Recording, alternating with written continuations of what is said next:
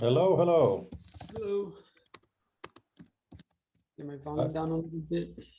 Just have a strange message here. Just 1 second, everyone. Sorry.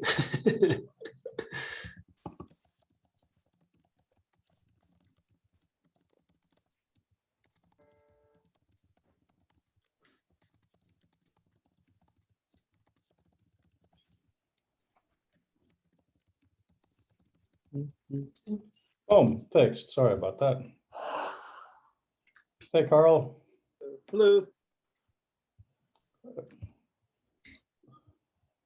So we have a good bunch of people here. Excellent. There will be a few more. Let me just get my camera less annoying. So, Rafael, you are presenting on Tools for Thought after this, is that right? Correct. I don't know if I'm going to be the first one or second one or third one, but it's exactly after this meeting. Okay, cool.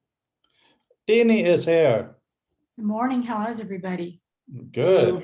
Oh, do we not get to see you? No, because I'm still in breakfast mode here. Yeah. I'm Such eating is the breakfast, spinning of the earth. and I have meetings after this, so I'm kind of not going to show my face today. But thank you. I'm listening, and I am not doing something else. Is that petting my cat? Okay, well, that's acceptable behavior in this day and age.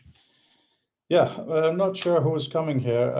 Ben is one of the people who said yes. However, his calendar entry looked a little odd, so I'll just give him another minute. Bob Horn is here. Bob, haven't seen you in a while. How are you? I mean, other than mute. Oh, you're not muted.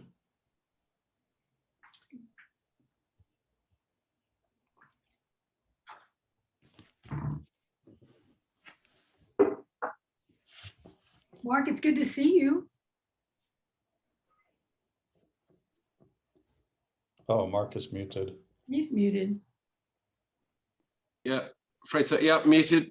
Yeah, I had a nice bit of news yesterday. I've just been asked by the Human 21 workshop to do a demo of Microcosm. Oh, yay. That is fabulous. So I'm now going to see if I find someone who actually has used it. But it's rather nice. It's a bit of a sort of big steps to follow. In that this was rather inspired by them showing Intermedia last year. But no, it's nice to see some of these things sort of getting dusted off.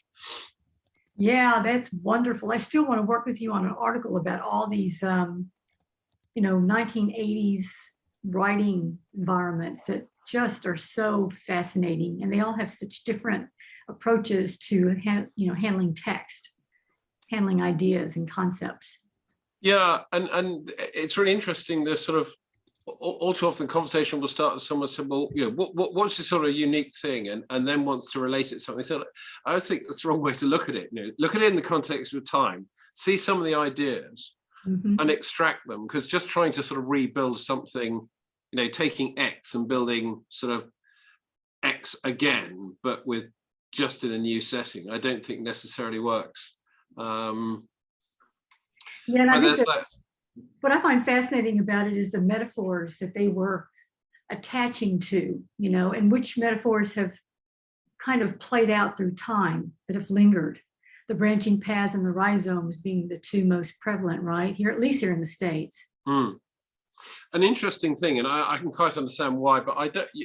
If anyone would know, you would, is whether anyone did anything more on the sort of narrative art side in Microcosm. I'm not aware of anyone writing basically any hypertext lit, as it were, within it. I don't think so. I have not come across any at all. And I've been getting more and more archives donated to, the Yellow for the Next project. And I haven't seen anything come across my desk in that. So it's interesting to see which ones played out as narratives. And even like Joyce Narabase, she's the only person I know of that wrote in her own, authoring system. So just these kinds of interesting anomalies, and a great study in-depth study of these and to get them down on paper so that people know they existed and why they emerged and what their affordances were and why they maybe played out, maybe why they didn't last.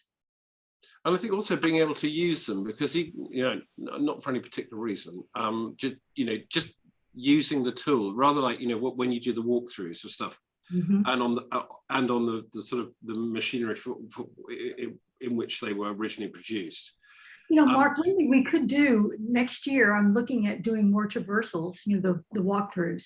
Maybe we can focus the traversals next year on authoring systems.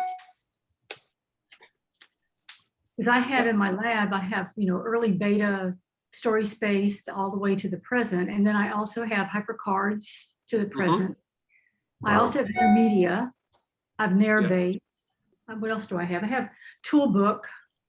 I have at least 5. I don't have some of the ones you have.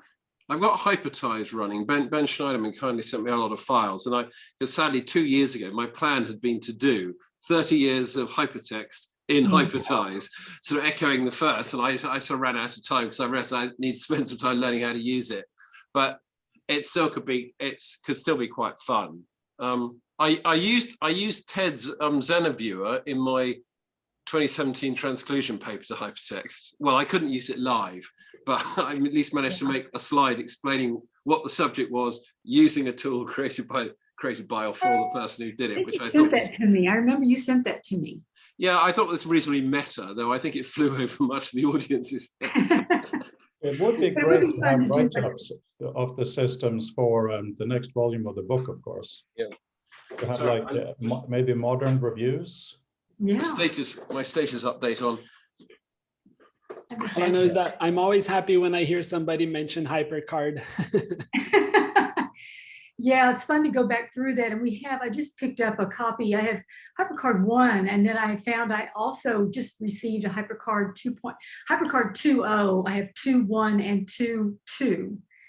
So getting 2.2 has been interesting because it's and you can actually simulate a lot of the apps on archive.org, which is amazing. Yeah. So sometimes I go there and I just keep playing around with different programs. Yeah, what's interesting for me about that archive is that Eastgate their work is under copyright, and archive.org is making all that work that's supposed to be copyrighted emulated. So I'm interested to see what Mark Bernstein does with that eventually, because he owns that. And we're not in my lab, we're not even making it available outside the lab just to follow copyright. Well, you could use the reader still, presume. I mean, one really nice thing is I was really happy when I was doing some of the beta testing for Story Space 3 is that I had a Story Space for Windows disk that someone had found, version 1. I took the data file off that, and it just ran in and worked. It looked weird on a 4K screen, but apart from that, it ran. So that's sort of quite interesting. So it's not totally lost. And one other useful thing is I'm probably going to talk to Mark about the fact that I think I've got Ted's tacit agreement to look at a way to do some ebooks of some of his work. Because some of I've already made an ebook of literary machines, or as close as I can make it to literary machines. But I just think it'd be useful if because getting out of papers just seems to be harder. And I'd like another generation to actually see what he was writing about rather than just hear about it, because the book's real hard to find at the moment. Well, I just got another copy of Writing Space, the hypertext version, which is so charming, right? It's just. Oh, right. Yeah. Yeah. Mark sold that back in the early 90s. So anyway, I also have this with the floppies in the back. Ooh, that's lovely. So, I had to send them off to a specialist recovery unit because no one in our computer science department had a 5¼ inch floppy reader. Exactly. That's great. And an interesting, actually, if you come across that, it's interesting.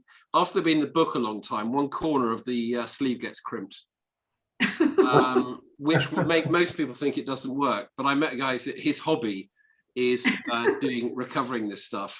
Normally for people who've had to do legal discovery work, to find that the stuff they had to put into the record had to be recovered off old discs, Yeah. causing everyone to sort of have a bit of a faint. So it's Vint. I wonder if I could jump in for a second. Since you mentioned the Internet Archive, I wonder whether Mark Graham would be a good person to add to this discussion group. Do you know him? Oh, Mark Graham. Yes, yes, Mark Graham. Absolutely. Yes. Mark Graham. I he's- believe he has agreed to be in the second volume. Let me just see. Okay, that's good to hear. Yeah, he's very active in another thing I'm involved in called the Interspecies Internet, which is, all about gathering data about communications among non-human species. But Mark's very much involved in that too, but he's impressed me as being highly knowledgeable in the space we're talking about. Yeah, so the invitations for these monthly meetings go out by email, but because they change dates a bit. Even Raphael, who is so dedicated, has been to all of them. He said to me yesterday, there's a meeting tomorrow. So I guess, because there's been so much future of text, it goes into people's, let's call them alternative meet folders. But yeah, it's good to have Mark Graham as part of the dialogue, and he is writing a piece for the second volume. So that's nice. Maybe we need a new website called Alt Spam. Yeah, exactly. So I've been emailing with Ismail today, who couldn't make it today because he's chairing something with the Lancet on COVID, some super important thing. And we discussed the notion of how to invite other people. We have had some of us have gone through, let me just find the link here, shared in the group. Hello, Alan. Hello. Just going to paste into our link that some of you know. That's the page where we're trying to write down things for, let's call them VIPs, how to get them involved in this. And Ismail said he would help me write kind of an invitation email on top of this, because he understands these people much better than I do. And kind of the draft that I wrote today was for Michelle and Barack Obama, because I think they would obviously be amazing to have a perspective. And obviously they're extremely difficult to reach because they're busy. So, they're the kind of people to have mentally when trying to put this together. But Vint, you used to work for them. Didn't you do some high technology stuff during his administration? Well, actually, I didn't. I was a possible candidate for chief technology officer, but I got persuaded I should just be the chief technology officer's best friend, so I did that. However, I'm in regular contact with the Obama Foundation, and I'm happy to steer something to the president and Mrs. Obama through the foundation. I'm pretty sure they would honor that request. Yeah, it would be interesting for them to at least consider it, because as you know, half of what we're trying to do is get opinions, but also to make these people aware that there is such a thing as text, because it's the thing we use every day. It's really hard not to notice it. Well, I'm very much engaged with the group that's working on the digital library for the Obama presidential library.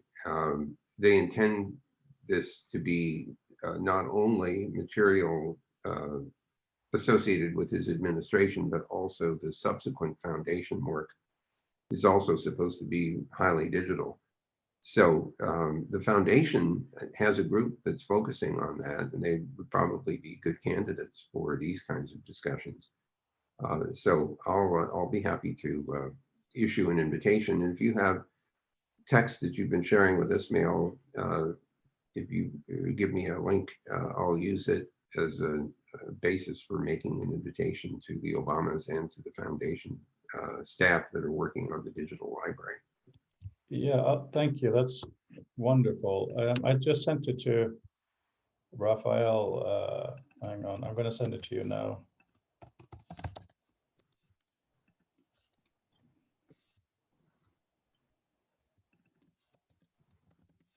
So yeah, it is very much a draft, but if you could have a look, if you have any comments, just send them back, and we'll work on it further and do some polishing. Rhoda, one thing that I want to say is that the call to action is not clear.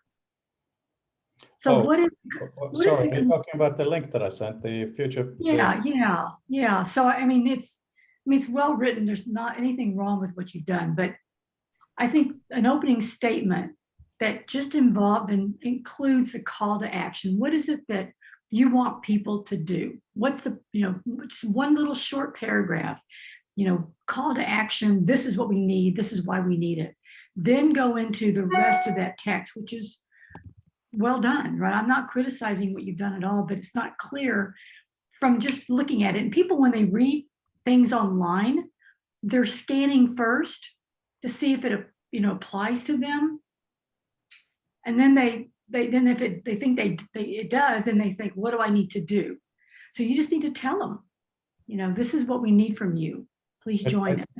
I tried to do that. So it's interesting you say that, because below it says in the interview, and it has a paragraph of we are, but fair enough, we should have it in the first paragraph.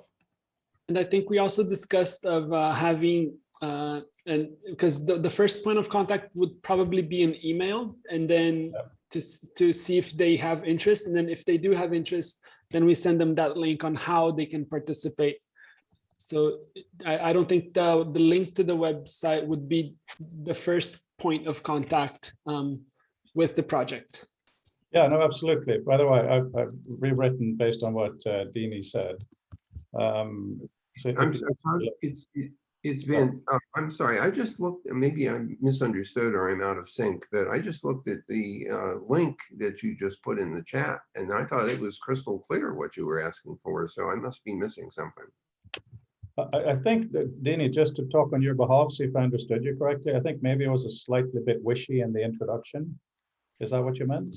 Well, I think two things. First, to answer you, Vinton, we're part of this already. So it's kind of quickish, right? We understand what's going on. We don't need to read this deeply. We know what this is supposed to do. But if somebody's coming in from the outside and they're going to give us 6 seconds, what do you want them to see first with their eyes, right? And so that what you have written, move that up to the very top and say, we need you for this reason. Then you can say, I know you're very, very busy. That paragraph. So just move that section up so it's clear from the outset what people should know and what you want them to know. I think you'll have a better response. So once again, it's not that you've done anything that's not right. I think it's clear to us. It just may not be clear to a new reader. Yeah, I further clarified it, but Dini, don't forget, there would be an introduction email or something else first saying, you're amazing. Can we please interview you? I know you're busy. So this is more, the two things we're trying to balance here is saying text is important and this is what we mean.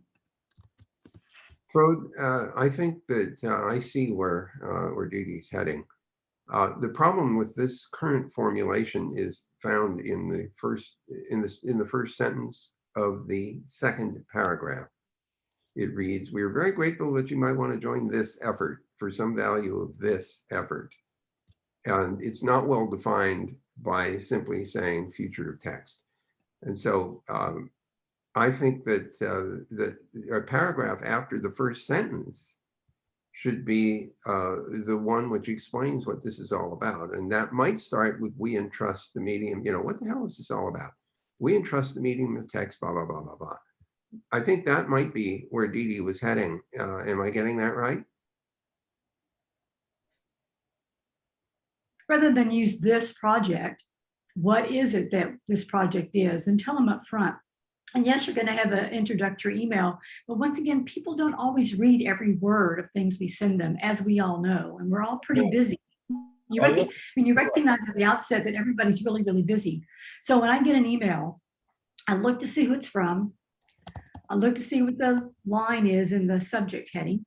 And then I see if this is the blanket email to a bunch of people, what is my role in this? What do I need to do? This would not be a blanket email. This would be very, very targeted. This is sorry, Dini, you're coming into, you're absolutely right with saying click and we're inside. This is not an email to invite general people. This is for very, very targeted people like the Obamas. So it would be a very carefully crafted email first. And that would be linked here saying, this is why it's important, and this is what we're asking you, which is why we have the second section. So yeah, it's very focused. Well, one way to get attention would be have the word lawsuit in capital letters somewhere. Something like that. Sorry. Well, I'm wearing some suit anyway. Oh, yeah. Maybe not the law kind, but yeah. So Phil and Alan, who just joined us here, we're basically talking a little bit about how to get more VIPs through very careful targeting to join this. And by this, it's A, to be interviewed, and B, for them to realize there's such a thing as an issue with texts. They may never have thought about it. So we have an email that we're working on a draft, but we're also just looking at this page here. And the reason it kind of comes up even more today, Ismail Sargeldin, who couldn't be here, he's a bit busy with world-changing stuff. He said he would be happy to forward this, and he knows exceptional people, but we would need a better targeted email. And because he knows how to talk to these people, I look forward to having a dialogue with him. But it's also important in this group. Plus, are there people you guys think are amazing who may or may not be well known, or are there people you think are amazing and we don't have access to? We really need to get them in there now. Have you spoken or managed to get in touch with the chap who runs Rome Research? Have you spoken to him? Connor, Connor, yeah. he follows me on Twitter, which is really weird. And I posted in the email inviting you guys today, I had that little story about Joe. So I also put that on a Twitter as an image, and people have actually forwarded it to him. So I will invite him at some point soon. He's becoming more and more aware of what we're doing. So yeah, he's definitely. And then the chap who founded Notion, I can't remember his second name, Ivan, somebody, I mean, he's Ivan similar Zhao. sort of- Ivan Zhao. Ivan Zhao. Oh, great, thank you. Raphael or Alan, I have a feeling one of you should approach him. Well, it's great because on Notion, since they implemented the transclusion bit and they mentioned Ted Nelson in their blog post, I feel like it's the timing is perfect to invite them, because Ted was part of the first one. They talked about that. They're talking about transclusion, and Notion fits within that realm of the future of text, because they are doing things related to text. So yeah, I feel like the timing is perfect to invite them. Funny story about Notion is they started when they first came out. Transclusion was part of the app. It was one of the first things, and I loved it. I flipped out, and they turned it off. And I actually reached out to them and was like, what? Why? Just have a little more patience in people. But I guess there were some difficulties in the design, and even the current implementation is not as good as the original one. But yeah, I'm happy to reach out to either one. Yeah, that would be excellent, Alan. If you could do that, maybe on Friday, if you have a chance to stop by, we can do a bit more of the detail of how to do that invitation. Or if you just feel comfortable just doing it by yourself, that's fine too. I don't think you would mess No, up. I would definitely. I don't want to represent. Yeah, I'd welcome guidance there. Yeah. For sure. So happy to just send along a crafted message. Okay. And a question about the article guideline, even this might open the doors to something a little bit more broad, but the perhaps difficulty of writing an article about the future of text is what it should and should not include. Someone could easily translate the future of text to just be code, or some middle ground between code and text, which is where I'm at. Is there? I'll jump into that question, Alan.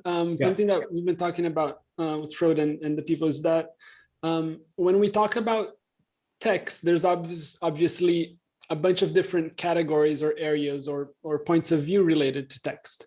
The people we have in the office hours and symposium are mostly related either to academic or technical specifications or development of products and software.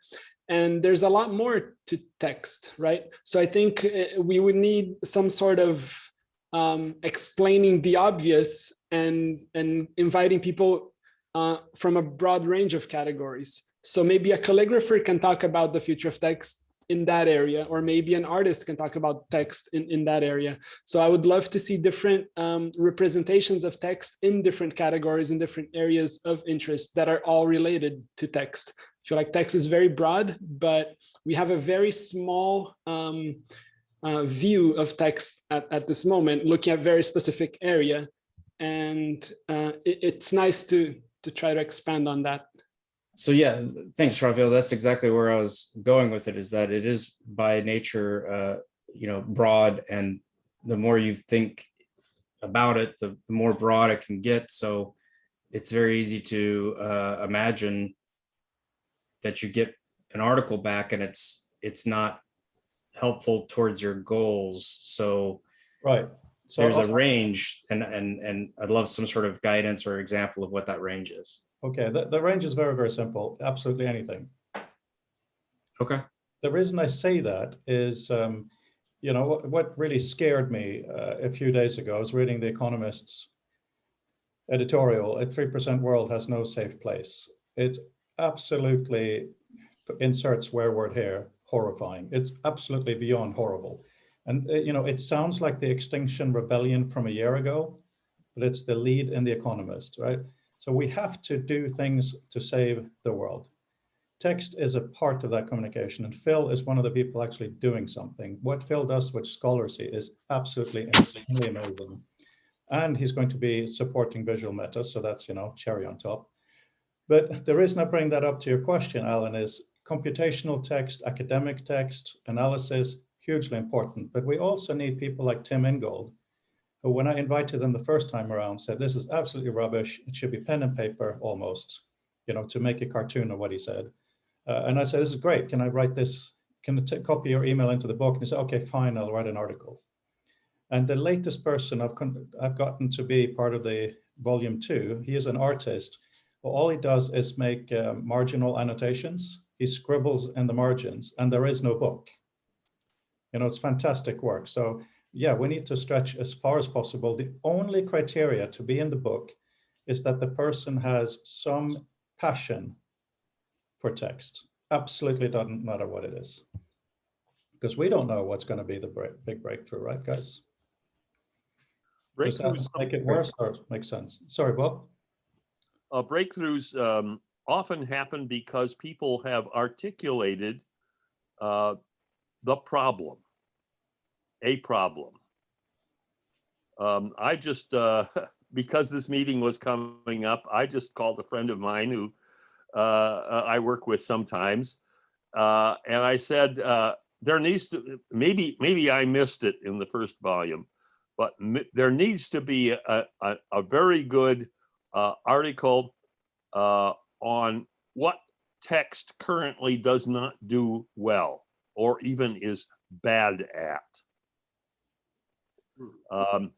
And then there needs to be, and we're working on it. We're working on it. As soon as he gets back from Maryland to San Francisco, where I am, we're gonna have a draft, and we can share it, and other people can add to it if they want to, or maybe it becomes a collaborative thing, which of course text is still a little hard to do collaboratively.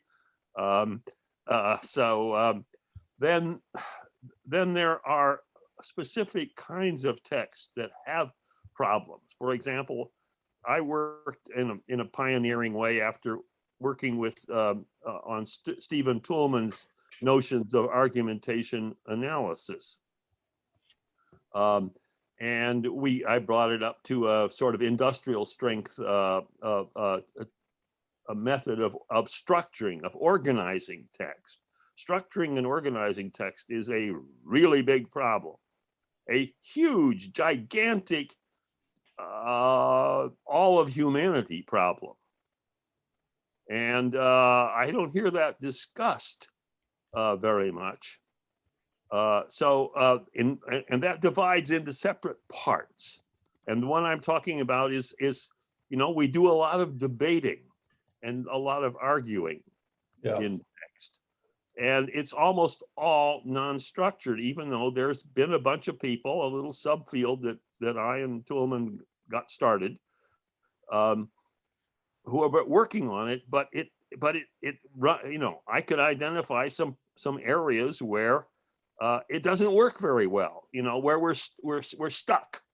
I'm very glad that you are working on this, Bob. And if you do choose to share with the group what you guys have done, and if people have contributions and you put them in with names, I think that would be a wonderful thing. Before I give This you group or what group? For the example. the whole Future Text community, feel free to email me, and I will then include it in the email about the next updates with a link to anything you might have online. Because what's really important about volume 2 as opposed to volume 1, it is we can experiment more. So if you want to have, let's say, 5 pages where you're the editor of a section of what text doesn't do well, I think that would be really worthwhile. It doesn't have to be 1 article per person. All right. So we have, ways to go. Vint, you have a yellow hand up. Thanks.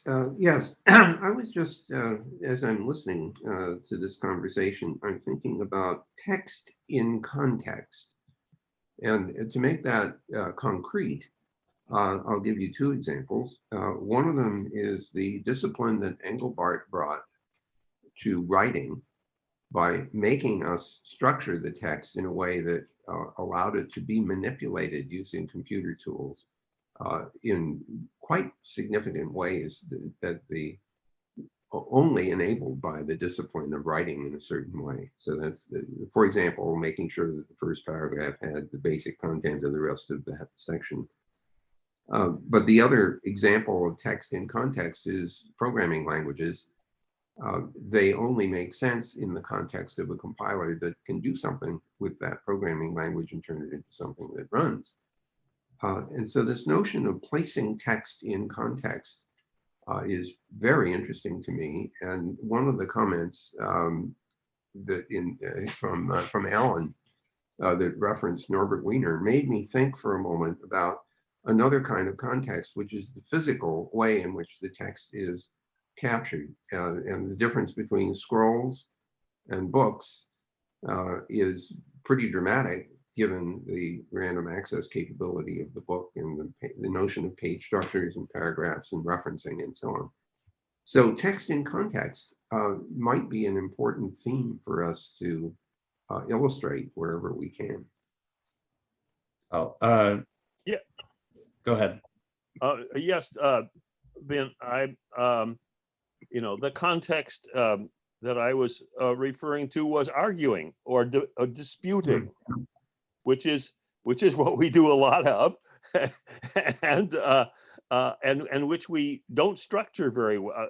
And then there's not only the structure of the argument itself, but also the structure of the particular content that we're dealing with. For example, I was just on a project for 3.5 years that was sponsored by IARPA, which is the Intelligence Advanced Research Projects Agency, and it just the intelligence analysis people do an awful lot of text, and they have a structure to the writing of their intelligence analysis reports. There are 20,000 of them that we employ here in the United States in 17 agencies to do that.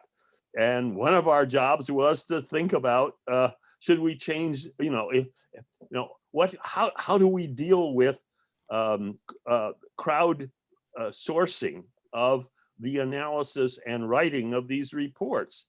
A difficult problem, but that's what IARPA, like DARPA, is in the business of posing really difficult problems, but articulating them in a way that then a group can go to work on them and they can fund them and defend the funding, of course. Can I just jump in and suggest an example of what Bob is saying, but in a somewhat different context than the intelligence community? When you think a little bit about mathematical reasoning, and you think about the structure of a syllogism, it's important to get the order right. When you're Yeah. doing a mathematical proof, you want to be able to build a basis for making claims. And the structure is important. Lemmas are important. And so I think there are lots of concrete examples of structure and context that lends itself to talking about tools for manipulating text. Yep. With regard to joint production of text, I have to tell you that for all of its deficiencies and weaknesses, the Google Docs system has turned out to be incredibly useful for me when multiple people are composing a piece of text. I mean, when you get into a call like this, plus the text in front of you where you're screaming and yelling at each other and typing, different variations, it's amazing how effective that's been for me anyway. Mm-hmm. Just to attach a comment on there, it might also be a good example of what may not fit in the book. Thanks, Benton, for the points there. The other day I was writing out baseline standards for modern day text editors, just to, it was sort of a thought experiment. Hey, can we all get on the same page? These are the elements that all text editors should share at the minimum. And that led me down a train of thinking about how the problems that computers solved, which the solutions that we came up with were the only way forward, and they were genius solutions. But now we've gotten to a point of, say, like JSON format, or tree structures in the DOM. And how, while even though that was the best answer at the time, has that limited our thinking, the kind of thinking that you can do in text, that now we're trying to do all these iterations in the interface, in this sort of text editing revolution, but it ultimately has to reduce down to JSON, to key value pairs. And is that a thing that should be re-examined? Are there new possibilities now to have a more human protocol? Anyway.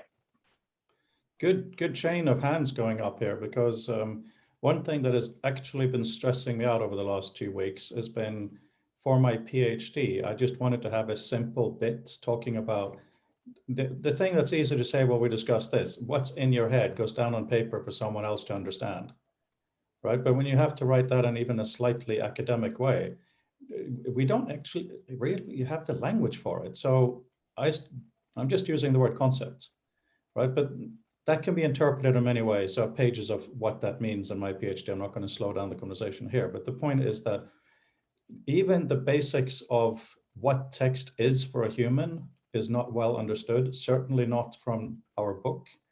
So if we can have more cognitive science in there, I've been so frustrated going into bookshop, coming out with piles and searching online. It's like an unknown that people aren't addressing. So the language I use now as a concept is what you have in the head, and what you have on the page is a written concept. But of course, there can be other types of writing. But sorry, that just spirals into a lot of different things. But the really some kind of side thing that has been squeezed out of this research is that the way that text is now, if we do allow ourselves to do the development we're talking about, a generation or two in the future, text will be so completely different that the person from today just won't even understand it.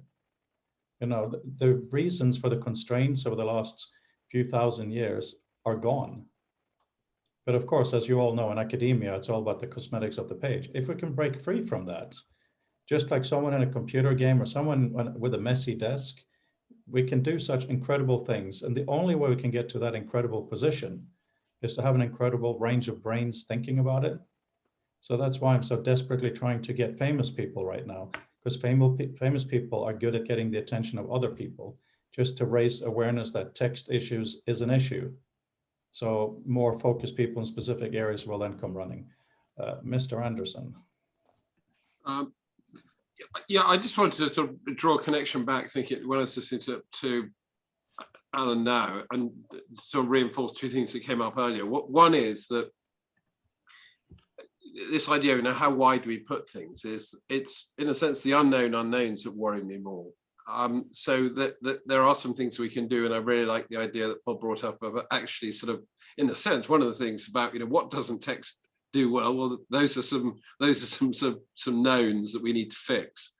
But it's the wider things, because especially for those who are in the implementational side of things and software, we don't tend to implement what we don't know about. So the voice is not in the room and not represented. I mean that not just in a sort of social sense, but more in, if there are ways of using text or purposes for which text is used that are not known about when we plan systems, there's a fairly high certainty that the systems we may create will at best not cope with them well. So, this to me reinforces the need to have all these other perspectives there, if only to make us realize where the boundaries of the problem lie, i.e. not as close as our natural inclination would probably tend to put them, because we tend to like to bound our problems.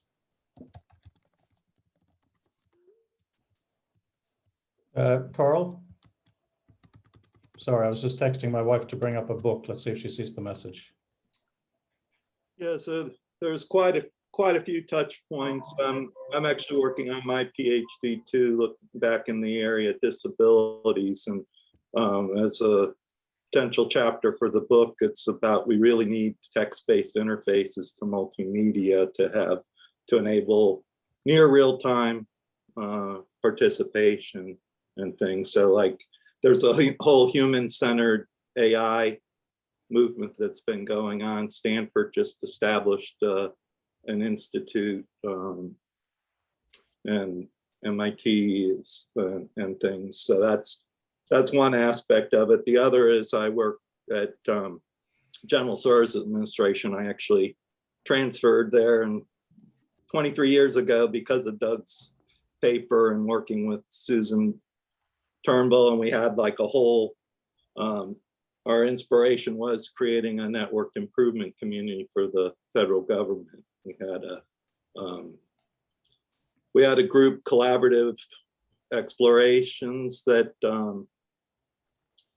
expeditions that was using Peter Yim's Sim3 environment, which was building on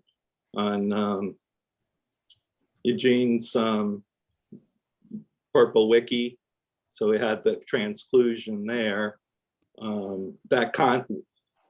Susan retired and the funding dried up, and then it actually merged into becoming the under the Office of Science and Technology Policy. There was a FASTER community, and Vint, you actually had presented there back in August of 2016 about digital vellum and things.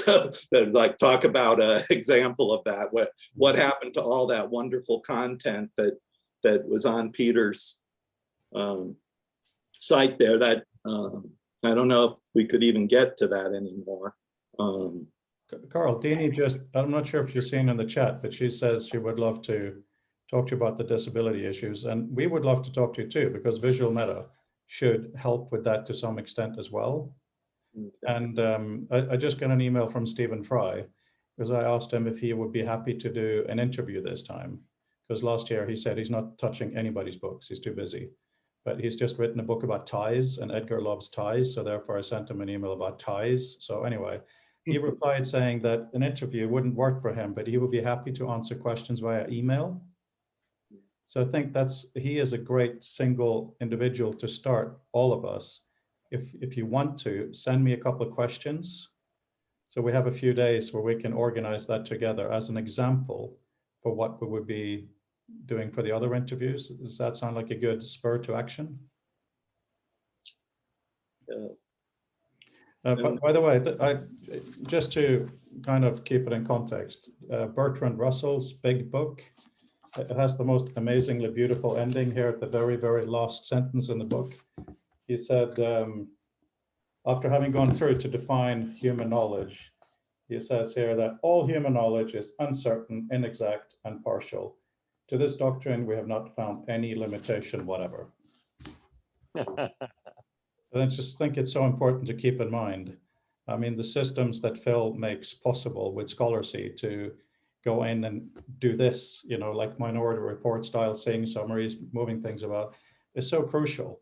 You know, I'm so glad that it seems the community at large is talking more about tools for thought now, rather than just ontologies. You know, we cannot make the ultimate library. Let's just not bother. Of course, we should organize to an extent, but it's so nice to see that the interaction side of what Doug was shouting about all these years is coming to the fore. There's also another quote in the book here about when you look at things with one eye, you have one point of view, but if you have binocular vision, even though it's two, that's only slightly different, you get a completely different sensory experience. I think that's an incredible way to help us think about how we can develop different views of our knowledge. Anyway, so. Oh, Vint Cerf in the chat says the cosmetics of text has blinded too many people to the power of underlying structure or framework. Of course, which I'm agreeing with, and that functionality needs to be addressed. And to some degree, it has been addressed, but not in the volume 1 of The Future of Text. Even though I worked on it many times over my lifetime, and managed to convince somewhere in the order of 400,000 writers around the world to do it, to structure it in a particular way, a particularly useful way. They paid money in order to be able to learn how to structure it in that way. So I'd love to be able to share, some of that with people, some of the principles and so forth. How do I do that with this group? That's a good question. How do we write reasonably with each other in a structured manner? Is that what you're saying? Well, yeah, right. Well, it's been two things come to my mind, Bob. The first one is that if this interaction is insufficient, then we need to explain what is missing from the kind of interaction you're looking for. I'm finding this very helpful. I mean, I take notes like crazy in these discussions because they make me think about things that I hadn't thought about.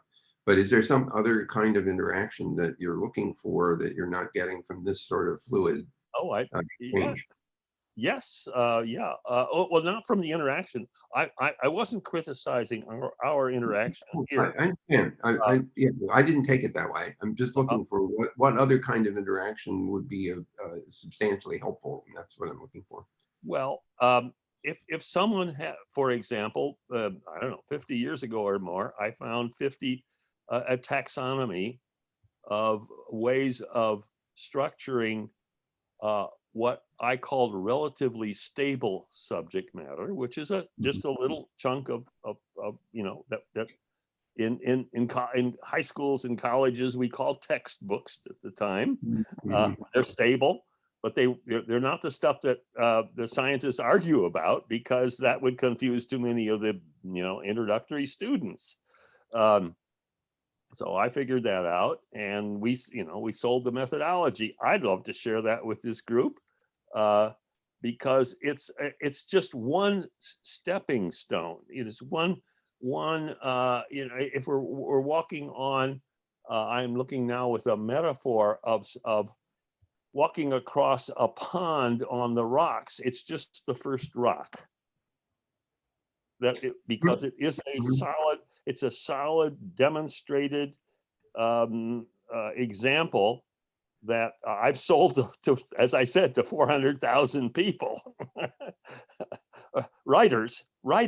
I sold to 400,000, not just general public, to writers who themselves were professionally employed enough to be able to afford my company, which was the most expensive company in that business. So I don't know how to share it with this group, and so you can how can you even build on something like structure, which I'm saying is just only the first step, Yeah, but see, now we're getting to the kind of roots of it again. So Phil is saying maybe he should start a Rome project for us all to share and communicate. Not that long ago, we were all in groups like this talking about having, blogs to communicate. I think, the fact that Rome and Notion and these things are really, really interesting, but they're not inherently open, I guess in a way they can't be in that sense is an issue. Well, It gets to the, yes. Two things. For Bob, what we need to understand, or I need to understand more, is what medium is needed in order to achieve your objective. For example, a bunch of us sitting in front of a whiteboard can be a fantastic facilitator of debate and discussion. For me, especially because I work with diagrams, and we have big debates about what goes where and what connects. There is a structure called the knowledge graph, which we make heavy use of at Google. And that's an example of a means of sharing information and making it useful and accessible, and also accessible to programs as well as people.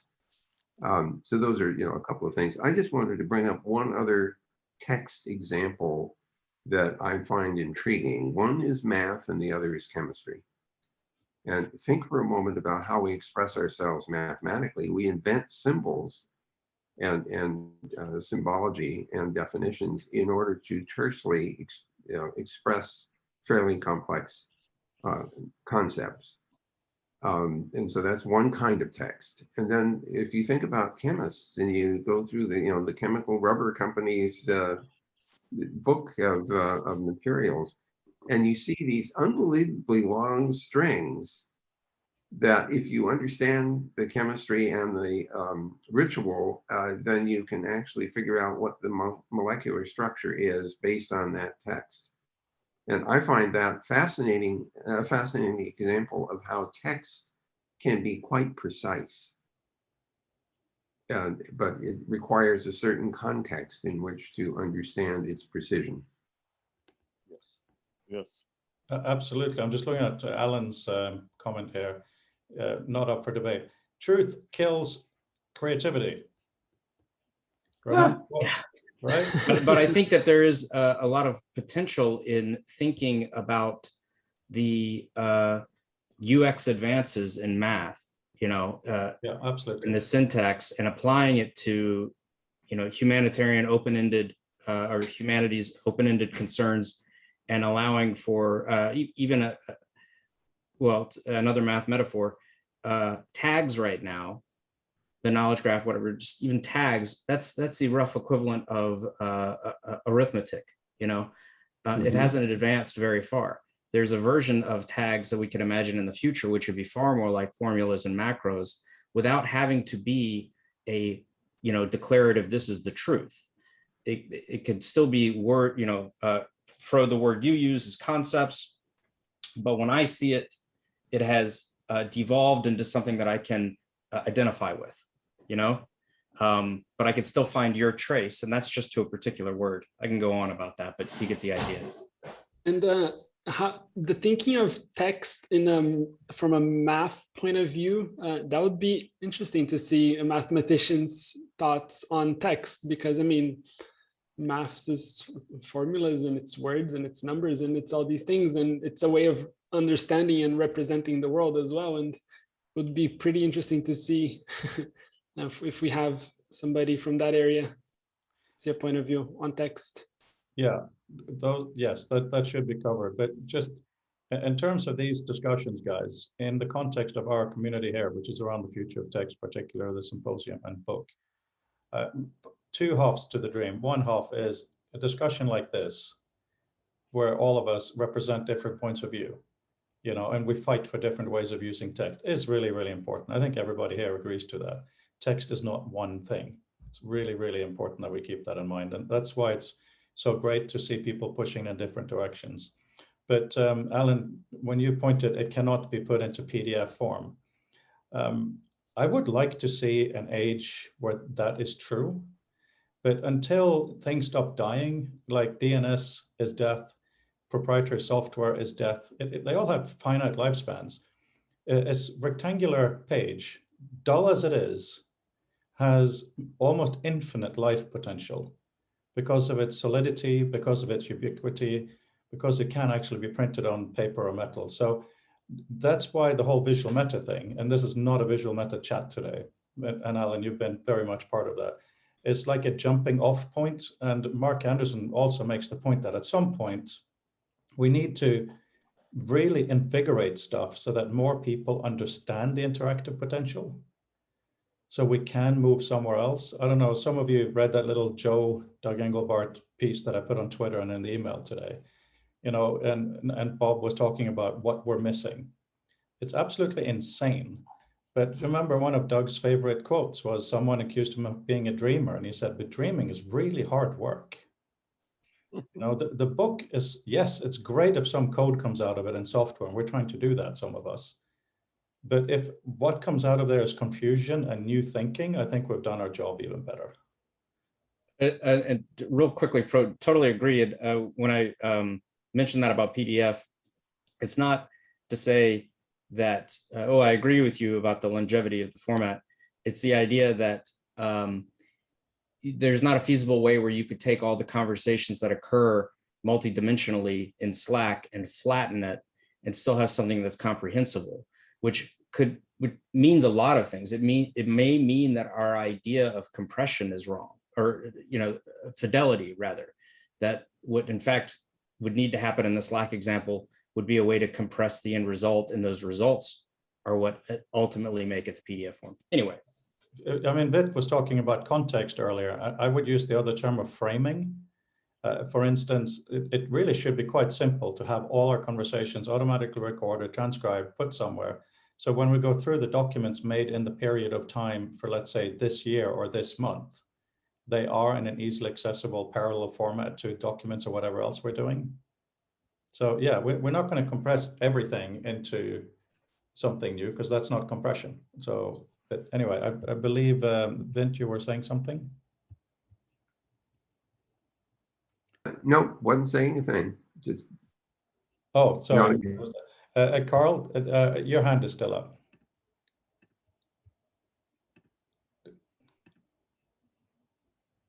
Oh, you're muted as well. If there was anything. Yeah, just brought up like with the whole argumentation thing too, at all the work that Jeff Conklin and Simon Buckingham Shum was doing with Compendium, so you have yet another thing that has that transclusion architecture built into it. Plus, yeah, between Jeff and Edward de Bono there, I mean, they, with his fixed thinking hats, they were so focused on like making it, using it for facilitating meetings in real time, that there's just so much potential there for individual sense making, and no, I wish I could have Compendium back, because my hard drive crashed and now I don't have that available to me for trying to write my papers.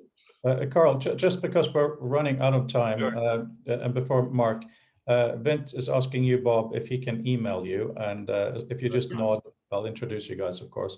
Yes, please. Cool. I'd love to. So let's remind ourselves, this project is about getting viewpoints in. So not too much time discussing the specifics, because that could be a whole call. But if there is someone you believe is missing, do tell me. Chances are we will invite them. We only have a couple of weeks left to really invite people so they can finish by the September deadline, because otherwise we just won't be able to produce the book. So that's what I'm begging for. Mark? Just very quickly, for the one or two who aren't around in the weekly discussions, I put a URL on the sidebar where we've been sort of doing some visualization, or Adam Werner, I should say, who's part of the conversation, not here today, based on a data set I made.